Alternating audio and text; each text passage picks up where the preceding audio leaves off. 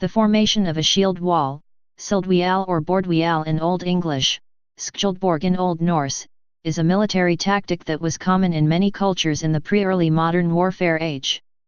There were many slight variations of this tactic among these cultures, but in general, a shield wall was a wall of shields formed by soldiers standing in formation shoulder to shoulder, holding their shields so that they abut or overlap.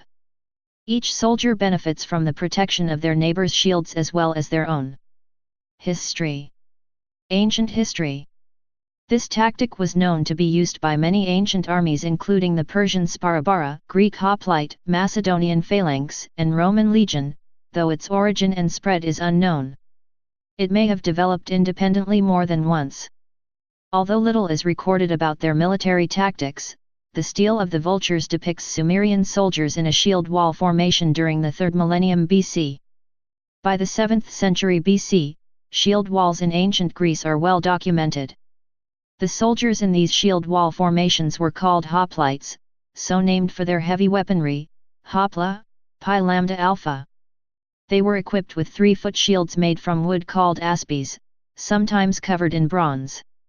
Instead of fighting individual battles in large skirmishes, Hoplites fought as cohesive units in this tight formation with their shields pushing forward against the man in front, to use weight of numbers.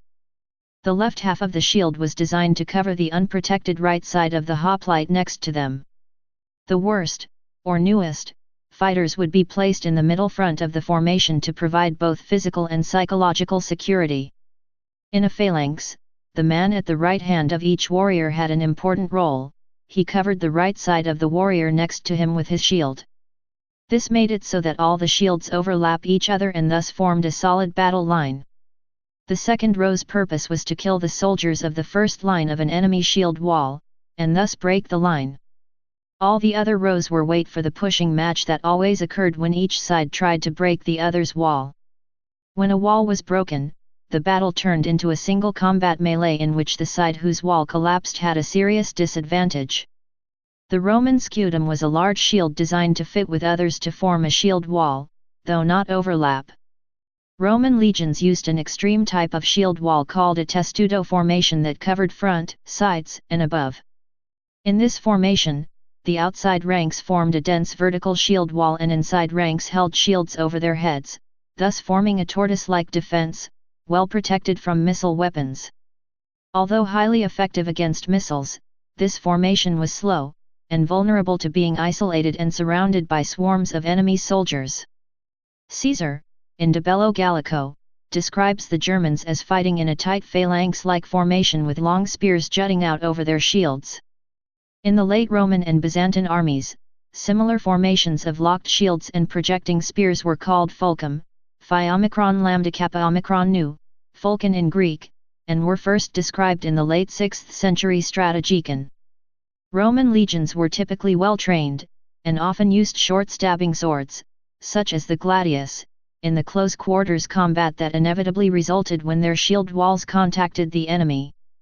As auxiliaries were often less well armed, a shield wall with spearmen was commonly used to provide a better defense. Early medieval tactics. The shield wall was commonly used in many parts of Northern Europe, such as England and Scandinavia. In the battles between the Anglo-Saxons and the Danes in England, most of the Saxon army would have consisted of the inexperienced FYRD, a militia composed of middle-class freemen. The shield wall tactic suited such soldiers, as it did not require extraordinary skill, being essentially a shoving and fencing match with weapons. The first 3 ranks of the main wall would have been made up of select warriors, such as huscarls and thanes, who carried heavier weapons and consistently wore armor. There would also have been nobles, such as thanes and earls, who would have had their own armored retainers and bodyguards. However, the vast majority of opponents in such battles were armed with spears, which they used against the unprotected legs or faces of their opponents. Often, soldiers would use their weapons to support each other by stabbing and slashing to the left or the right, rather than just ahead.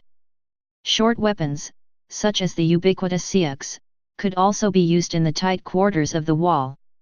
Limited use of archery and thrown missile weapons occurred in opening stages of shield wall battles, but were rarely decisive to the outcome.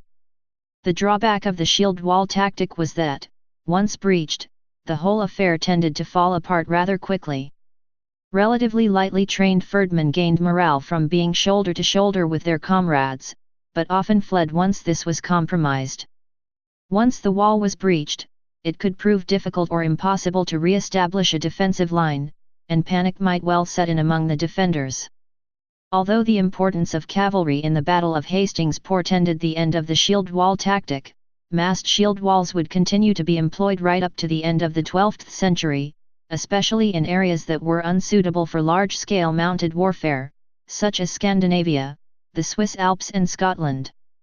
Examples: the tactic was used at the Battle of Stamford Bridge, where the relatively well-armed Saxon army hit the Viking army of King Harald Sigurdsson of Norway unaware.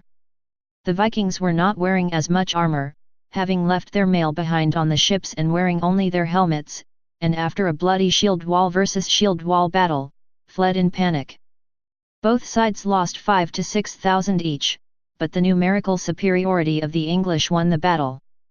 Both sides at the Battle of Hastings are depicted using the tactic in the Bayeux Tapestry, although the battle was ultimately won through a combination of Norman mounted cavalry and the impetuousness of less experienced Saxon warriors. Decline.